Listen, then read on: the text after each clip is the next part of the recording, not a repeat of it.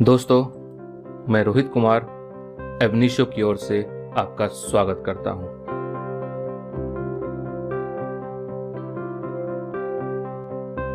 Family law 2 के इस series में आपका स्वागत है। इस वीडियो में हम लोग चर्चा करेंगे legislative intervention in the concept of Hindu joint family and coparcenary, जिसमें सबसे पहले हम लोग इसके हिस्टोरिकल बैकग्राउंड के बारे में चर्चा करेंगे, जहां देखेंगे कि कैसे इंडिया में लेजिस्लेशन चालू होता है। पर्सनल लॉ पे ब्रिटिश पार्लियामेंट के द्वारा कानून बनाया जाता है, जिसमें सबसे पहले बंगाल रेगुलेशंस 1829 की चर्चा की जाएगी। देन उसके बाद कास्ट डिसेबिलिटी रिमूवल एक्ट 1850 की चर्चा की जाएगी। इसके प्रोविजंस के बारे में आखिर क्या बैकग्राउंड था इसका, जिसके कारण इस एक्ट को लाना पड़ा। देन उसके बाद हम लोग देखेंगे the Hindu Women's Right to Property Act 1937। इससे पहले हिंदू वुमेन का क्या कंडीशन था with respect to share in ancestral property. Then उसके बाद हम लोग देखेंगे what was the effect of Hindu succession act 1956। ये जब बनाया गया, इसके बाद क्या क्या चेंजेस आता है, जिस पे कुछ एग्जाम्पल भी हम लोग देखेंगे। देन उसके बाद हम लोग देखेंगे हिंदू सक्सेशन बिल की आखिर इसके डिबेट में क्या बातें हुई थी, जिसकी वजह से अलग अलग स्टेट्स में अलग अलग एक्ट लाया गया, जैसे केरला, आंध्र प्रदेश, तमिलनाडु, कर्नाटका, महाराष्ट्र। वहां कोपासनी प्रॉपर्टी और विमेन्स के राइट को लेकर के क्या बात की गई, और इस एक्ट में दिए गए प्रावधानों के कारण 15th लॉ कमीशन का क्या रिकमेंडेशन था, इसके बारे में चर्चा की जाएगी। साथ ही साथ चर्चा ये की जाएगी कि ये जो स्टेट अमेंडमेंट बनाया गया, इनकी कॉन्स्टिट्यूशनल वैलिडिटी क्या है। देन उसके बाद हिंदू सक्सेशन अमेंडमेंट एक्ट 2005 में क्या क्या प्रोविजंस इंक्लूड किया गया, जिस कारण से हिंदू सक्सेशन एक्ट 1956 में कुछ चेंजेस आया, उन चेंजेस के बारे में हम लोग बात करेंगे। देन उसके बाद हम लोग देखेंगे कि 2005 अमेंडमेंट के कारण जो सेंट्रल अमेंडमेंट आया था, उससे स्टेट अमेंडमेंट पे क्या इफेक्ट पड़ा। And at last right of the daughter to demand partition after 2005। सबसे पहले हम लोग बात करेंगे इसके हिस्टोरिकल बैकग्राउंड का, जो चालू होता है एक्चुअली में 1757 से बैटल ऑफ प्लासी। हिंदुस्तान में ईस्ट इंडिया कंपनी की जड़ें मजबूत होनी चालू हो गई थी। And finally battle of Buxar 1764। इस वक्त rule of east India company Hindustan में स्टैब्लिश हो चुकी थी। इस चीज को रिकॉग्नाइज किया जाता है ब्रिटिश पार्लियामेंट के द्वारा, लेकिन ईस्ट इंडिया कंपनी में बहुत ज्यादा ही इरेगुलरिटीज थी, भ्रष्टाचार व्याप्त था, जिस वजह से ब्रिटिश पार्लियामेंट ने रेगुलेटिंग एक्ट 1773 पारित किया। और इसी एक्ट के तहत इंडिया में सुप्रीम कोर्ट स्टैब्लिश होता है 1774 में कलकत्ता में फोर्ट विलियम्स के पास। सुप्रीम कोर्ट तो स्टैब्लिश हो चुका था और यहाँ के डिस्प्यूट को सुना भी जा रहा था, लेकिन उन्हें एक प्रॉब्लम आ रही थी, and the problem was based on personal law, because India was the land of diversity. यहाँ बहुत सारा रिलीजन था और बहुत सारा कस्टम्स एंड ट्रेडिशन प्रिवेल कर रहा था। तो इन पर्सनल लॉ में इनके ट्रेडिशन, कस्टम्स एंड रूल्स की वजह से यूनिफॉर्मिटी नहीं थी और ना ही ब्रिटिशर्स के अंदर समझ, जिस वजह से जब भी कोई भी पर्सनल लॉ पर डिस्प्यूट होता था तो हिंदू लॉ को लेकर के प्रिस्ट का अपॉइंटमेंट होता था और मुस्लिम लॉ के डिस्प्यूट को रिजॉल्व करने के लिए मौलवी का अपॉइंटमेंट होता था। लगभग 56 ईयर यहाँ पर हुकूमत करने के बाद ब्रिटिश पार्लियामेंट का इंटरेस्ट पर्सनल लॉ में भी होने लगा। सबसे पहले ये लोग बंगाल रेगुलेशंस 1829 लाते हैं और इन्हीं के बेस पर कास्ट डिसेबिलिटी रिमूवल एक्ट 1850 आता है। बंगाल रेगुलेशंस 1829 कहा जा सकता है it was the first dent in the principle of family law. Caste disability removal act 1850 के द्वारा British parliament started legislating in the area of personal law and they started affecting fundamental rules, जो personal law में already exist कर रहा था बहुत लंबे time से, और जिसका एक्चुअली में मीनिंग लोग भूल चुके थे कि आखिर ऐसा कस्टम्स क्यों प्रिवेल कर रहा है। इन एक्ट को पारित करने का इनका मेन रीजन ये था कि पर्सनल लॉ में कुछ रिफॉर्म्स लाया जाए, और ये रिफॉर्म था coparcenary property and joint family के कॉन्सेप्ट को लेकर के। The background of Caste disability removal act 1850 was differences of the religion, और ये डिफरेंस इंटरस्टेट एंड हेयर के बीच में होता था, जिस वजह से जो भी पर्सन कन्वर्ट होते थे they were disqualified to succeed the property of intestate. Like हम लोग यहाँ एग्जाम्पल देखते हैं। सपोज एक फादर है, उसका 3 सन्स है, सन 1, सन 2 एंड सन 3। अगर सन 3 किसी अदर फेथ में जैसे ही कन्वर्ट हो जाता है, वैसे ही इसका रिलीजन चेंज हो जाता है, और जैसे इसका रिलीजन चेंज हुआ अब वो हिंदू नहीं रहा, और जब वो हिंदू नहीं रहता है तो वो ज्वाइंट हिंदू फैमिली का मेंबर नहीं रह पाता था, जिस वजह से वो अब इसके फादर के गुजरने के बाद फादर का शेयर इनहेरिट नहीं कर सकता था और ना ही सक्सीड कर सकता था, बिकॉज उस वक्त रूल ये था कि केवल एक हिंदू ही हिंदू का प्रॉपर्टी इनहेरिट कर सकता है, अदर रिलीजन का पर्सन हिंदू की प्रॉपर्टी इनहेरिट नहीं कर सकता है। और इस प्रॉपर्टी से बेदखल करने का 2 कंडीशन हो सकता था, first conversion and second x communication. अगर किसी पर्सन को बेदखल कर दिया गया बिरादरी से तो उसे एक्स कम्युनिकेशन कहते हैं, और इस बेस पर उसका राइट फोरफिट हो जाता था, जिस वजह से इस एक्ट को लाने का पर्पस ये था to secure the right of the convert person and वैसा पर्सन जिसको एक्सकम्युनिकेट कर दिया गया है अपनी कम्युनिटी से, उसके भी राइट को प्रोटेक्ट किया जाए। अब इस एक्ट को लाने का फायदा ये था कि जैसे ही इस एक्ट को पारित किया गया कि अब वो पर्सन जिसे बेदखल कर दिया था उसकी प्रॉपर्टी से, उसके राइट से, अब उस पर कोई भी एडवर्स इफेक्ट नहीं होगा यदि वो कन्वर्ट होता है। Now he can be continue as a member of former family. अब वो अपने पहले के ज्वाइंट हिंदू फैमिली का मेंबर कंटिन्यू रह सकता था, प्रॉपर्टी इनहेरिट कर सकता था, लेकिन जो भी उसके डिसेंडेंट होते थे उनको ये फायदा नहीं मिलता था। और इस प्रकार से हम लोग देखते हैं जो ज्वाइंट हिंदू फैमिली का कॉन्सेप्ट था जिसमें केवल हिंदू ही इसके मेंबर हो सकते थे, अब वहां पर नॉन हिंदू भी इसके मेंबर हो रहे थे। ये एक ड्रॉबैक्स था ज्वाइंट हिंदू फैमिली के कॉन्सेप्ट के लिए। और इस चीज का परिणाम आज के डेट में ये हुआ कि यदि कोई पर्सन कन्वर्ट होता है किसी अदर फेथ में तो उसका ऑटोमेटिक सेवरेंस हो जाता है और मान लिया जाता है कि वहां पर ऑटोमेटिक पार्टीशन हो चुका है। उसी वक्त उसका शेयर डिफाइंड कर दिया जाता है और उसका सेवरेंस हिंदू ज्वाइंट फैमिली से हो जाता है। अब वो अपने पहले के ज्वाइंट फैमिली का मेंबर नहीं रहता है, बिकॉज जैसे ही उसने अपना फेट चेंज किया, जैसे ही उसका रिलीजन चेंज होता है, वैसे ही वो नॉन हिंदू हो जाता है and a non Hindu can not be a member of his earlier joint Hindu family. Second legislative change होता है हिंदू वुमेन्स के राइट टू प्रॉपर्टी पर, और वह होता है 1937 में। इसके बैकग्राउंड को देखते हैं। बिफोर 1937 क्या होता था, यदि किसी विमेन का हस्बैंड गुजर जाता था, इन सच कंडीशन उसके पास प्रॉपर्टी होल्ड करने का कोई राइट नहीं होता था। लाइक हम लोग यहाँ एग्जांपल देखते हैं। सपोज इसे फादर, उसका 3 सन है, S1, S2 and S3। S1 की डेथ हो जाती है। इन सच कंडीशन जो इसकी विडो होती है उसके पास अब S1 की प्रॉपर्टी को इनहेरिट करने का राइट नहीं रहता है, लेकिन इस विडो के पास राइट होता है मेंटेनेंस का। जो भी ज्वाइंट हिंदू फैमिली प्रॉपर्टी है उससे इस विडो का मेंटेनेंस होता था, बिकॉज यहाँ पर इस पर्टिकुलर केस में डॉक्ट्रिन ऑफ सरोगेसी अप्लाई होता था, जिसके तहत इसका शेयर इसके बाकी कोपासनों में बढ़ जाता था, ना कि इसकी वाइफ को मिलता था। सपोज अगर पार्टीशन हो चुका था तो हर किसी को 1/4, 1/4, 1/4 शेयर मिलता है। S1 के डेथ के बाद ये 1/4 शेयर इन तीनों कोपासनर में बराबर में बढ़ जाता है, मीन्स 1/12 इनके पास पहुंच जाता है। और वाइफ के पास कोई प्रॉपर्टी नहीं रहता था, बल्कि केवल उसके पास मेंटेनेंस का राइट था। और इस प्रकार से जो भी विडो होती थी उसे समय की दोहरी मार पड़ जाती थी। इस चीज को देखते हुए 1937 में the Hindu Women's Right to Property Act लाया गया। अब देखते हैं इसमें क्या होता है। सपोज इसके हस्बैंड की डेथ हो जाती है।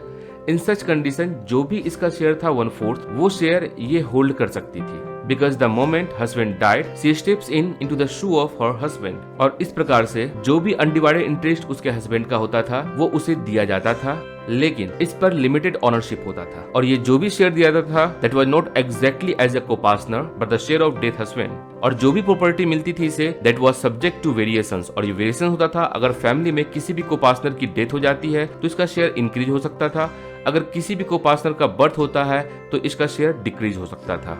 जो भी इसे प्रॉपर्टी दी जाती थी not with the absolute ownership, बल्कि इसके पास लिमिटेड ओनरशिप होता था। यदि इस विमेन की डेथ हो जाती थी तो ये प्रॉपर्टी वापस को पार्टनर के पास चला जाता था, या अगर इस विमेन ने दोबारा शादी कहीं और कर लिया तब भी उस कंडीशन में इसकी प्रॉपर्टी जो इसे दी गई थी मेंटेनेंस के लिए वो वापस को पार्टनर के पास चली जाती थी। इसके पास जो लिमिटेड ऑनरशिप था, इसका मतलब ये था कि जब तक वो जिंदा है ड्यूरिंग हर लाइफ टाइम वो उस प्रॉपर्टी को एंजॉय कर सकती है। अगर वो चाहे उस प्रॉपर्टी का यूज करके एप्रोप्रिएट इनकम जनरेट कर सकती और अपने पास रख सकती थी, लेकिन उसके पास उस प्रॉपर्टी को विल करने का, गिफ्ट करने का, ये सेल करने का राइट नहीं था। यह कंडीशन विडोड वुमेन का 1956 तक चलता है। 1956 में एक और कानून लाया जाता है, that is Hindu succession Act. अब हम लोग देखते हैं इसका इफेक्ट क्या होता है विमेन्स के राइट ऑफ प्रॉपर्टी पर। जब हिंदू सक्सेशन एक्ट 1956 पारित किया जाता है तो देखा जाता है कि it is a comprehensive and uniform law of succession. हर किसी के लिए ये बराबर था, चाहे मेल हो चाहे फीमेल हो। इस लॉ के तहत कुछ अमेंडमेंट लाया गया और ये अमेंडमेंट था law of interstate succession, law of testamentary succession. और इस लॉ के तहत classical law of Hindu joint family और कोपार्टनरी के कॉन्सेप्ट में कुछ चेंजेस लाया गया। और खास करके ये चेंज 2 प्राइमरी लेवल पर था। फर्स्ट चेंज ये था कि जो इस वक्त डॉक्ट्रिन ऑफ सरोगेसी चल रहा था उसे डाइल्यूट कर दिया गया by the presumption of notional partition. हम लोग देखते हैं नोशनल पार्टीशन होता क्या है। Notional partition section 6 of HSA में दिया हुआ है, जिसमें बताया जाता है कि सपोज किसी मिताक्षरा अनडिवाइडेड ज्वाइंट फैमिली के कोपार्टनर का डेथ हो जाता है और he is living behind class 1 female या फिर सन ऑफ ए प्रीडिजीज डॉटर, तो इस कंडीशन में ये प्रिज्यूम किया जाएगा एज इफ मरने से पहले उस पर्सन ने पार्टीशन के लिए डिमांड किया था।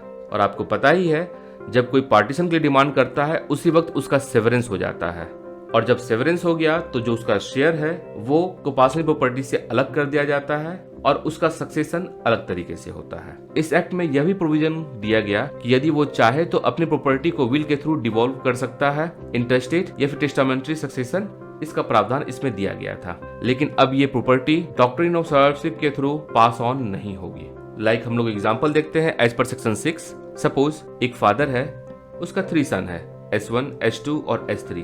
अगर S1 की डेथ हो जाती है और कोई क्लास 1 फीमेल बच जाती है तो इस पर्सन को दिया जाने वाला प्रॉपर्टी क्लास 1 फीमेल के पास चला जाएगा। या फिर ऐसा होता है कि इस पर्सन की वाइफ भी पहले सपोज गुजर चुकी होती है, इसकी डॉटर भी गुजर चुकी होती है, लेकिन इसके डॉटर का एक बेटा होता है, तो उस कंडीशन में भी नोशनल पार्टीशन यह कहता है कि यदि उस पर्सन की डेथ हो जाती है तो यह माना जाएगा जैसे कि वो मरने से पहले पार्टीशन का डिमांड कर चुका है और इस पर्सन का शेयर इसके प्रीडिजीज डॉटर के सन को मिल जाएगा। तो इस प्रकार से हम लोगों ने देखा जो फीमेल को पहले प्रॉपर्टी नहीं दी जाती थी उसका 1937 के बाद उसे मेंटेनेंस राइट दिया गया।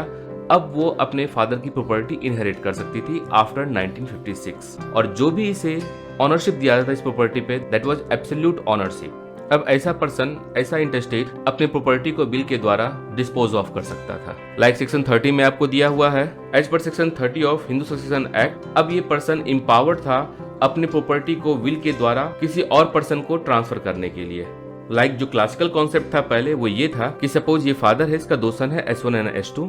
अगर S1 पार्टीशन से पहले ही गुजर जाता है तो ये माना जाता है कि अब वो नहीं बचा, जिसकी वजह से इसकी प्रॉपर्टी इसके बाकी कोपासनर के पास चली जाती थी। लेकिन 1956 के बाद होता ये है कि सपोज ये पर्सन किसी थर्ड पर्सन को अपनी अनडिवाइडेड इंटरेस्ट विल कर देता है, जैसे ही इसकी डेथ होती है वैसे ही ये विल एग्जीक्यूट हो जाता है, और जब ये विल एग्जीक्यूट हो जाता है तो उसके द्वारा किया गया विल वो बिल्कुल वैलिड होता है। तो इस प्रकार से as per section 30 the person was entitled to make a will of his undivided interest in Mitakshara coparcenary property to anyone. और इस प्रकार से फिर हम लोग देखते हैं जो पहले चल रहा था डॉक्ट्रिन ऑफ सर्वाइवरशिप, ये एक तरह से डिफीट होता है। डॉक्ट्रिन ऑफ सर्वाइवरशिप को 1956 एक्ट के तहत डाइल्यूट किया गया, लेकिन ये पूरी तरीके से समाप्त नहीं हुआ। अब हम लोग देखते हैं कुछ डिबेट के बारे में जो कि हिंदू सक्सेशन बिल 1955 में जो रखा गया था उस पर क्या बातें होती है। तो 1955-56 के बीच में जो डिबेट हुआ था उस वक्त मेनली 2 ओपिनियन आता है with respect to complete parity between son and daughter. First आपको ये आता है कि जो कॉन्सेप्ट है ज्वाइंट हिंदू सिस्टम का, इसको एबॉलिश कर दिया जाए, क्योंकि जैसे ही इसे एबॉलिश अगर किया जाएगा वैसे ही कोई डिस्टिंक्शन नहीं रहेगा कि ज्वाइंट फैमिली प्रॉपर्टी क्या है, that is coparcenary property and separate property. जब ये दोनों प्रॉपर्टी एक ही हो जाएगा तो उस कंडीशन में सक्सेशन को लेकर कोई समस्या नहीं होगी, और जो प्रॉब्लम चल रही है विमेन के राइट को लेकर के वो शॉर्ट आउट हो जाएगा। एंड दूसरा जो इसमें प्रोविजन रखा गया था कि जो भी डॉटर है उसे कोपासना बना दिया जाए the same manner as the son, और उसे भी राइट दिया जाए कोपासनरी प्रॉपर्टी में बाय बर्थ। लेकिन होता यह है कि जब सेंट्रल लेजिस्लेशन पारित होता है उस वक्त इन दोनों में से किसी सजेशन को माना नहीं जाता है, बल्कि नोशनल पार्टीशन के कॉन्सेप्ट को यहाँ पर लाया जाता है। After 20 years of this act Kerala में फिर से इस डिबेट पर चर्चा होती है, और वहाँ 1975 में एक एक्ट पारित किया जाता है which is known as Kerala Joint Hindu Family System Abolition Act 1975, जिसके तहत केरल में ज्वाइंट हिंदू फैमिली के कॉन्सेप्ट को समाप्त कर दिया जाता है और कोपासनरी प्रॉपर्टी एंड कोपासनर के कॉन्सेप्ट को भी समाप्त कर दिया जाता है। अब यहाँ किसी पर्सन की केवल सेपरेट प्रॉपर्टी रहती है जिसमें इक्वली शेयर डिवाइड किया जाता है सन और डॉटर के बीच में। इसी चीज को देखते हुए 10 साल के बाद आंध्र प्रदेश में एक्ट लाया जाता है, that is Hindu succession Andhra Pradesh amendment act 1985, और ये एक्ट मेनली अनमैरिड डॉटर्स के लिए होता है। इस एक्ट को लाने के पीछे रीजन ये था कि आर्टिकल 14 वह इक्वलिटी बिफोर द लॉ की चर्चा करता है। इट मीन्स चाहे मेल हो या फीमेल हो उसे सेक्स या जेंडर के बेसिस पर डिस्क्रिमिनेट नहीं किया जाना चाहिए। दूसरी बात, जब केवल सन को प्रॉपर्टी मिलता था और डॉटर को प्रॉपर्टी नहीं मिलता था तो कहीं ना कहीं ये डॉरी सिस्टम को स्ट्रेंथ कर रहा था, और अब वक्त आ चुका था जबकि इस डॉरी सिस्टम को एबॉलिश किया जाए या उसके स्ट्रेंथ को कम किया जाए। तो इस वजह से पॉजिटिव मेजर्स आपको लिया जाता है to improve the condition of Hindu women, और खास करके फॉर दोस्त हु आर अनमैरिड। इस एक्ट का बेसिक फीचर ये था कि जो भी ज्वाइंट हिंदू फैमिली सिस्टम चल रहा था या कोपासनरी सिस्टम चल रहा था उसे एबॉलिश नहीं किया गया, बल्कि जो भी अनमैरिड डॉटर्स थी उनको भी कोपासनर बनाया गया by birth and the same manner as the son had. लेकिन मैरिड डॉटर्स को कोपासनर नहीं बनाया जाता है। अनमैरिड डॉटर्स जो कि कोपार्टनर बन चुकी थी, अब उनके पास राइट होता है प्रॉपर्टी में क्लेम करने का बाय सर्वाइवरशिप, और उनके पास वो सारी लायबिलिटीज एंड डिसेबिलिटीज इंपोज की जाती है जो कि सन के साथ पहले लागू थी। अब ये डॉटर अगर चाहे तो अपने प्रॉपर्टी को विल या टेस्टामेंट के द्वारा डिस्पोज ऑफ कर सकती थी। उसके डेथ पर भी नोशनल पार्टीशन का प्रावधान था। If she is living behind children, children means daughter and son दोनों होता था, और चिल्ड्रन ऑफ प्रीडिजीज चिल्ड्रन, तो उस कंडीशन में उसकी प्रॉपर्टी का नोशनल पार्टीशन होता था। साथ ही साथ उन्हें प्रेफरेंशियल राइट दिया गया था to acquire the share of fellow coparcener. यदि कोई कोपार्टनर अपनी प्रॉपर्टी को सेल आउट करना चाहता था तो उसे प्रेफरेंशियल राइट दिया जाता था। इसके अलावा she was capable to hold a land unit independently, लेकिन उसके लिए कुछ प्री कंडीशंस होता था। फर्स्ट, उसका अनमैरिड होना जरूरी है, एंड सेकंड, उस वक्त तक कोई पार्टीशन नहीं हुआ है। आंध्र प्रदेश में ये एक्ट 5/5/1985 में पारित होता है। तो वैसा कोई भी पार्टीशन जो कि इसके date of passing and official gazette में नोटिफिकेशन के बीच में हुआ होता है उसे नलिफाइड कर दिया जाता है। इसी बेसिस पर तमिलनाडु में 89 में, कर्नाटका में 1994 में एंड महाराष्ट्र में 1994 में एक्ट पास किया जाता है। तो इस प्रकार से हम लोग देखते हैं जो द्रविड़ स्कूल ऑफ लॉ, जिसमें कि आपको केरला, आंध्र प्रदेश, कर्नाटका और तमिलनाडु आता है, इसमें केरला में ज्वाइंट हिंदू फैमिली के कॉन्सेप्ट को ही एबॉलिश कर दिया गया और अब सारी की सारी प्रॉपर्टी सेपरेट प्रॉपर्टी हो जाती है, जिसमें डॉटर एंड सन दोनों का इक्वल राइट्स रहता है। जबकि आंध्र प्रदेश, कर्नाटका और तमिलनाडु में जो भी अनमैरिड वुमेन है उसके पास प्रॉपर्टी होल्ड करने का राइट रहता है, अब वो कोपार्टनर बन सकती थी। And the same was applied in Maharashtra. तो आप इस डेट को याद रखिएगा। केरला में 1975, आंध्र प्रदेश 1985, तमिलनाडु 1989, कर्नाटका 1994 एंड महाराष्ट्र 1994। यहाँ विमेन के राइट को लेकर के चेंजेस आता है। इस वीडियो को आगे बढ़ाने से पहले मैं बताना चाहूंगा कि दोस्तों, इस तरह के वीडियो को बनाने में काफी समय, मेहनत और रिसोर्सेस लगता है। आप अपना वैल्यूएबल फीडबैक जरूर शेयर करें ताकि एबनिशियो टीम को प्रोत्साहन मिले तथा आपके द्वारा दिए गए फीडबैक पर काम करके और इन्फॉर्मेटिव वीडियोस आप तक लाया जा सके। Please like the video, subscribe the channel and share the video with needy one. जैसा कि हम लोग बात कर रहे थे rights of unmarried daughters in some states, अब इस वक्त मद्रास हाईकोर्ट में कुछ केसेस भी आता है and one of the case is M Shanmuga Udaiyar versus Srivandan, और ये केस 1994 का होता है, जिसमें कोर्ट का फैसला ये होता है कि जो भी अनमैरिड डॉटर होगी she is entitled to share at the time of partition, और वो भी on the date of the Maharashtra amendment act come into the force, that is on 25 March 1989। और इस केस में होता ये है कि पहले ही प्रीलिमिनरी डिग्री पास आपको हो चुका होता है, जिसकी वजह से सन का ऑब्जेक्शन होता है कि प्रीलिमिनरी डिग्री ऑलरेडी पास हो चुका है, तो उस कंडीशन में अब डॉटर्स के लिए कैसे पार्टीशन ओपन किया जाए। तो इस पर कोर्ट का कहना होता है कि अगर प्रीलिमिनरी डिग्री पास हुई है तो ये एक बार नहीं है बल्कि दूसरा भी प्रीलिमिनरी डिग्री पास किया जा सकता है। तो इस प्रकार से unmarried sister was entitled to get share equal to the brother in the coparcenary property. Amudha Rani versus Veera Raghavan case जो 2008 में डिसाइड हुआ था, इस केस में होता यह है कि एक फादर होता है, उसके 4 सन होते हैं, S1, S2, S3 and S4, और 3 डॉटर्स होती है, D1, D2 एंड D3, जिसमें से कि इसकी 2 डॉटर्स D2 एंड D3 की शादी the Hindu succession Andhra Pradesh amendment act 1985 से पहले हो चुकी होती है और D1 की शादी नहीं हुई होती है। फादर एंड सन के बीच में पार्टीशन का डिमांड पहले हो चुका होता है, जिसकी वजह से डिफेक्टिव पार्टीशन हो चुका होता है। उस कंडीशन में डॉटर सूट फाइल करती है to get share in coparcenary property. अब यहाँ जितने ब्रदर्स होते हैं इनका क्लेम ये होता है कि ऑलरेडी इन लोगों के बीच में पार्टीशन हो चुका है, तो फिर दोबारा पार्टीशन नहीं हो सकता है। लेकिन डॉटर का क्लेम ये होता है कि जो भी पार्टीशन हुआ है मेट्स एंड बाउंड से पार्टीशन नहीं हुआ है, और जब मेट्स एंड बाउंड से पार्टीशन नहीं हुआ है तो उस कंडीशन में इसे भी पार्टी बनाया जा सकता है, और एज बीइंग ए कोपार्टनर उसे भी प्रॉपर्टी में राइट मिलना चाहिए। इसमें कोर्ट का वर्डिक्ट ये होता है कि अभी फादर और सन के बीच में केवल सिवरेंस हुआ है, मेट्स एंड बाउंड से पार्टीशन नहीं हुआ है, तो जो ये अनमैरिड डॉटर है इसके पास बिल्कुल राइट है इस कोपार्टनरी प्रॉपर्टी में, इसे भी कोपार्टनरी प्रॉपर्टी में शेयर दिया जाना चाहिए। इसी क्रम में एक और केस सामने आता है 2020 में, and the name of the case is Ramaswami versus Subramanian. इस केस में होता यह है कि एक फादर के एक सन होता है और एक डॉटर, जिसमें डॉटर का क्लेम होता है कि उसे भी कोपार्टनरी प्रॉपर्टी में इक्वल शेयर मिलना चाहिए, that is to the brother. लेकिन ब्रदर का क्लेम ये होता है कि जो भी प्रॉपर्टी उसके पास आई है वो उसने खुद परचेज की है, लेकिन इस क्लेम को वो सक्सेसफुली प्रूव नहीं कर पाता है। वो डॉटर से उम्र में छोटा भी रहता है और यंग भी रहता है। लास्टली कोर्ट इसमें यह फैसला देती है कि sister was entitled to get share out of the ancestral property, और सिस्टर को 15/21 शेयर मिलता है, जबकि सन को 6/21 शेयर दिया जाता है। इस अनइक्वल शेयर के पीछे रीजन कुछ और होगा, जब आप केस पढ़ेंगे तो उसमें आप देख सकते हैं। तो मेन कहने का मतलब यह है कि आंध्र प्रदेश में जो अमेंडमेंट एक्ट पारित किया गया उसके तहत डॉटर्स को अब एंसेस्ट्रल प्रॉपर्टी में राइट मिलने लगा, उसे उसमें शेयर मिलने लगा। स्टेट अमेंडमेंट के कॉन्स्टिट्यूशनल वैलिडिटी को लेकर के एक केस सामने आता है and the name of the case is Nanjamma versus state of Karnataka. ये 99 का केस रहता है।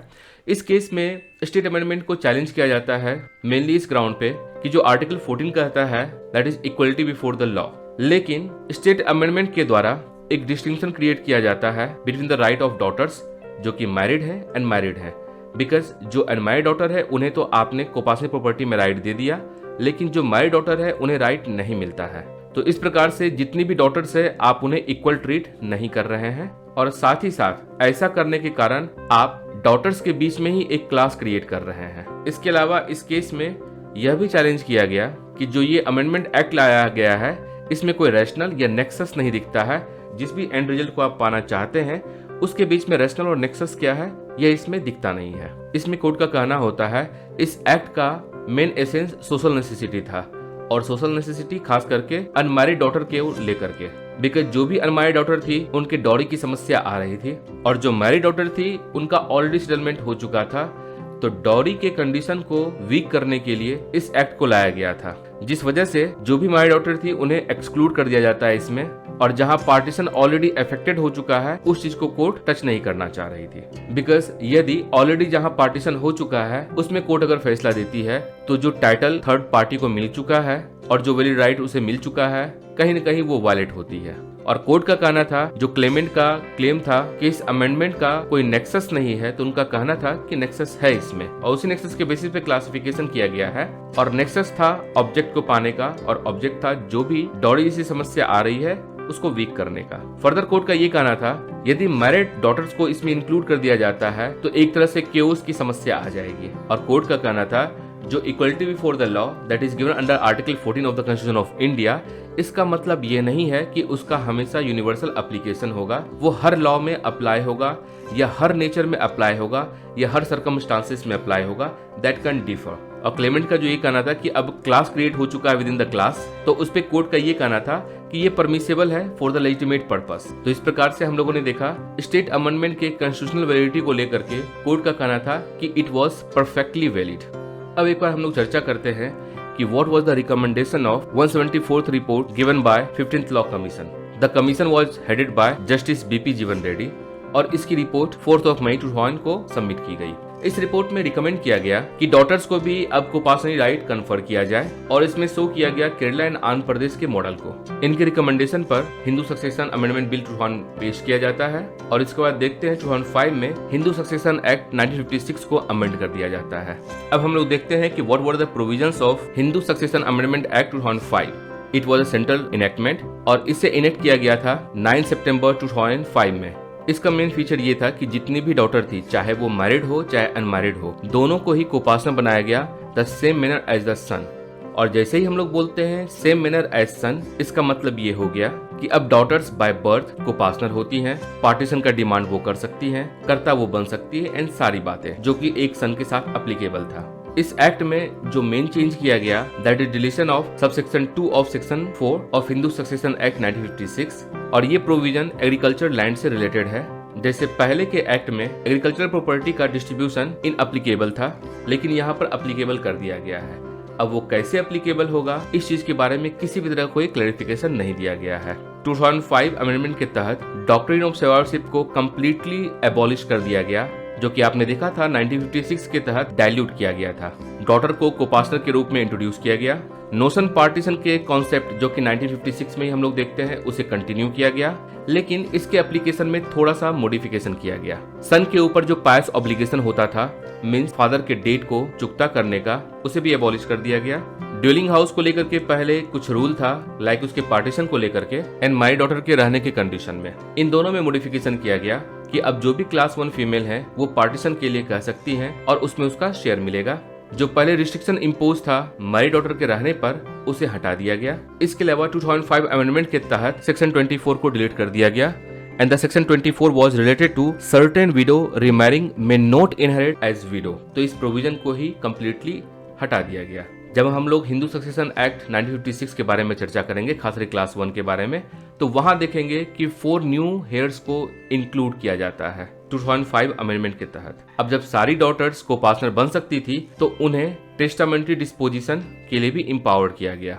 अब हम लोग देखते हैं कि what were the primary changes in classical law of Hindu joint family and coparcener family. अब हम लोग देखते हैं कि what were the primary changes in classical law of Hindu joint family and coparcenary property with respect to amendment 2005। तो सबसे पहला हम लोगों ने देखा कि कॉन्सेप्ट ऑफ कोपार्टनरी वो चेंज कर दिया गया। पहले कोपार्टनरी एक छोटा सा इंस्टीट्यूशन होता है ज्वाइंट हिंदू फैमिली का, जिसमें पहले केवल मेल होते थे। अब इसके एम्बिट को बढ़ा दिया गया और अब इस कोपार्टनरी का साइज बड़ा करके इसमें मेल और फीमेल दोनों को इंक्लूड किया गया। फीमेल में daughters irrespective of whether they are married और अनमैरिड। कोपार्टनर बनने के कारण अब ये फीमेल अपने फादर के ज्वाइंट फैमिली की मेंबर कंटिन्यू रह सकती थी। इट मीन सपोज अगर ये फादर F1 है, सन S1 S2, डॉटर 2 है D1 एंड D2, जिसमें कि D2 की शादी होती है अदर फैमिली में S1 के साथ सपोज। तो पहले as per the classical law जिस वक्त शादी होती थी डॉटर की, उस वक्त अब वो अपने हस्बैंड के ज्वाइंट हिंदू फैमिली की मेंबर हो जाती थी। लेकिन आफ्टर 2005 अमेंडमेंट अब ये डॉटर अपने हस्बैंड के ज्वाइंट हिंदू फैमिली की मेंबर तो रहती ही है, साथ ही साथ अपने फादर के ज्वाइंट हिंदू फैमिली की भी मेंबर रहती है। तो इस प्रकार से इस डॉटर को डुअल मेंबरशिप मिलता है। अब ये 2 ज्वाइंट हिंदू फैमिली की मेंबर बनती है। और ऐसा ही चेंज आता है इनके बच्चों को लेकर के। अगर इस डॉटर की शादी 2005 के अमेंडमेंट के बाद अगर होती है, उसके बाद जो भी संतान होगी उस संतान के पास भी डुअल मेंबरशिप रहता है। इसका मतलब जैसे ही इनका जन्म हुआ ये अपने फादर के ज्वाइंट हिंदू फैमिली के तो मेंबर रहते ही हैं, साथ ही साथ इनकी जब मदर कोपार्टनर है अपने फादर के फैमिली से और ज्वाइंट हिंदू फैमिली की मेंबर है, ऑटोमेटिकली ये लोग भी अपने मैटरनल ग्रैंडफादर के ज्वाइंट फैमिली के मेंबर हो जाते हैं। अब होता ये है कि इस डॉटर के दोनों बच्चे अपने फादर और अपने मैटरनल ग्रैंडफादर दोनों के ज्वाइंट फैमिली के मेंबर तो होते ही हैं, साथ में कोपार्टनर भी हो जाते हैं। तो यहाँ पर डुअल कोपार्टनरशिप भी इनके पास आती है, जिसमें क्या चेंजेस होता है वो हम लोग देखेंगे आगे। बिकॉज अगर एक पर्सन दो ज्वाइंट हिंदू फैमिली का कोपार्टनर अगर होता है तो इससे केओस हो सकता है। But it is what given in the book of Poonam Pradhan कि अब इस डॉटर के बच्चे दोनों ही फैमिली के कोपार्टनर भी हैं और मेंबर भी हैं। 2005 अमेंडमेंट का सबसे बड़ा इम्पैक्ट ये होता है कि डॉटर कोपार्टनर तो होती है, साथ ही साथ वो कर्ता भी बन सकती है। क्योंकि कर्ता होने के लिए कंडीशन ये था कि first the person should be member of joint Hindu family, जो कि पहले भी थी। सेकेंड सीनियर मोस्ट होना चाहिए, जो पहले भी हो सकती थी, लेकिन कोपार्टनर पहले नहीं होती थी। अब कोपार्टनरी राइट आने के बाद एक डॉटर कर्ता बन सकती है और इस पर केस भी है सुजाता शर्मा वाला। जैसे ही वो कर्ता बनती है तो वो अपने फैमिली को रिप्रेजेंट भी कर सकती है and she can acquire status of head of the family. 2005 act का एक रिजल्ट ये भी था कि इस अमेंडमेंट के तहत डॉक्ट्रिन ऑफ सर्वाइवरशिप को कंप्लीटली एबॉलिश कर दिया गया और नोशनल पार्टीशन को कुछ चेंजेस के साथ कंटिन्यू किया गया। अब फीमेल कोपार्टनर भी हो सकती थी, कर्ता भी हो सकती थी और अब फीमेल अनडिवाइडेड मिताक्षरा कोपार्टनरी प्रॉपर्टी को विल के थ्रू एग्जीक्यूट भी कर सकती थी। अब क्वेश्चन ये बनता है कि जो पहले अनमैरिड डॉटर थी उनके पास मेंटेनेंस का राइट था, मैरिज का एक्सपेंसेस ज्वाइंट फैमिली प्रॉपर्टी से किया जाता था, तो अब उसका क्या होगा? सिंस अब जैसे ही वो कोपार्टनर बनती है बाय बर्थ उसके पास प्रॉपर्टी में राइट आ जाता है। जैसे ही प्रॉपर्टी में राइट आता है तो वो प्रॉपर्टी इनहेरिट कर सकती है, जो पहले नहीं था। इस वजह से now she is capable of maintaining herself और इस प्रकार से ये डॉटर अब मेंटेनेंस या मैरिज एक्सपेंसेस के लिए क्लेम नहीं कर सकती है। अब जब भी मिताक्षरा कोपार्टनरी प्रॉपर्टी के पार्टीशन की बात की जाती है तो उस पार्टीशन में नोशनल पार्टीशन इंक्लूड किया जाता है। इस अमेंडमेंट का इफेक्ट प्रोस्पेक्टिव है, रिट्रोस्पेक्टिव नहीं। जब 2005 का अमेंडमेंट एक्ट पारित कर दिया जाता है तो उसके बाद हम लोग देखते हैं इसका इफेक्ट स्टेट अमेंडमेंट पे क्या पड़ता है। जैसा कि हम लोगों ने देखा था कि आंध्र प्रदेश है, तमिलनाडु है, महाराष्ट्र है, कर्नाटका है, इन सब जगह मैरिड एंड अनमैरिड डॉटर्स में डिफरेंस था। लेकिन इस एक्ट के बाद मैरिड और अनमैरिड दोनों ही डॉटर्स कोपार्टनर बन जाती है, जिसकी वजह से जो स्टेट के द्वारा अमेंडमेंट किया गया था उसके ऊपर सेंट्रल गवर्नमेंट का अमेंडमेंट प्रिवेल करता है। एंड इस अमेंडमेंट में एक्सप्लिसिटली ये लिखा गया है कि वैसा जो भी केसेस या वैसा जो भी पार्टीशन जो 20 दिसंबर 2004 से पहले एग्जीक्यूट हो चुका था उसे चैलेंज नहीं किया जाएगा। बट कोई भी पार्टीशन या कोई भी केस जो डिसाइड हुआ है 20 दिसंबर 2004 से लेकर के 9 सितंबर 2009 के बीच में, that is open to challenge. अब लेकिन बात ये आती है कि वैसा केसेस जो 20 दिसंबर 2004 से पहले हुआ है और वो भी स्टेट अमेंडमेंट के कारण, बिकॉज हम लोगों ने देखा है कि आंध्र प्रदेश में 1985 में ही ये इम्प्लीमेंट हो चुका था। अगर उसके बाद इस तरह का कोई भी केस आता है तो क्या उसके ऊपर सेंट्रल गवर्नमेंट का ये अमेंडमेंट एक्ट कंटिन्यू होगा, प्रिवेल करेगा? क्या डॉटर्स अब 1994 में हुए किसी भी तरह के इरेगुलरिटीज के लिए सूट फाइल कर सकती है? जुडिशरी का यह स्टैंड है कि 20 दिसंबर 2004 से पहले जो भी स्टेट अमेंडमेंट था उसके तहत किसी भी तरह के इरेगुलरिटीज पर पार्टीशन को चैलेंज किया जा सकता है और सेंट्रल गवर्नमेंट के द्वारा स्टेट गवर्नमेंट के ऊपर जो ये कानून बनाया जा रहा है that is inappropriate and ultra vires. अब हम लोग देखते हैं rights of the daughter to demand a partition after 2005। तो जो भी राइट दिया गया है डॉटर्स को with respect to demand a partition of ancestral property और coparcenary property that is absolute and it is not a subject of any rider. यदि यह फीमेल किसी अदर फेथ में कन्वर्ट भी हो जाती है still she can ask for the partition in coparcenary property. Succession के दौरान भी सेपरेट प्रॉपर्टी इनहेरिट करने का इसके पास राइट होता है, लेकिन इनके बच्चों के पास ये राइट नहीं होता है। For that purpose they are disqualified in the case of conversion. I hope ये सारी बातें आपको समझ में आ चुकी होगी, ये सारा कॉन्सेप्ट आपका क्लियर हो चुका होगा। लेजिस्लेटिव चेंजेस कैसे कैसे होता है ये आप देख चुके होंगे, बिकॉज जब भी आपसे एग्जाम में क्वेश्चन आता है या इस पर किसी भी तरह का कोई भी क्वेश्चन आता है that is with respect to state amendment या विद रिस्पेक्ट टू टाइम और कैसे कैसे किस टाइम में क्या क्या चेंजेस आया है कोपासनी राइट में और साथ में ज्वाइंट हिंदू फैमिली के कॉन्सेप्ट में, इस बात को आप समझ चुके होंगे। अब आप आराम से इजी वे में इस तरह के किसी भी क्वेश्चन को टैकल कर सकते हैं। I hope it would be a useful video for you people. See you in the next video of Hindu succession act 1956। Have a nice time. दोस्तों, इस तरह के वीडियो को बनाने में काफी समय, मेहनत और रिसोर्सेस लगता है। आप अपना वैल्यूएबल फीडबैक जरूर शेयर करें ताकि एबनिशियो टीम को प्रोत्साहन मिले तथा आपके द्वारा दिए गए फीडबैक पर काम करके और इन्फॉर्मेटिव वीडियोस आप तक लाया जा सके। यदि आपको यह वीडियो पसंद आया हो तो please like the video, subscribe the channel and share the video with needy one. Thank you for watching videos. Thanks a lot.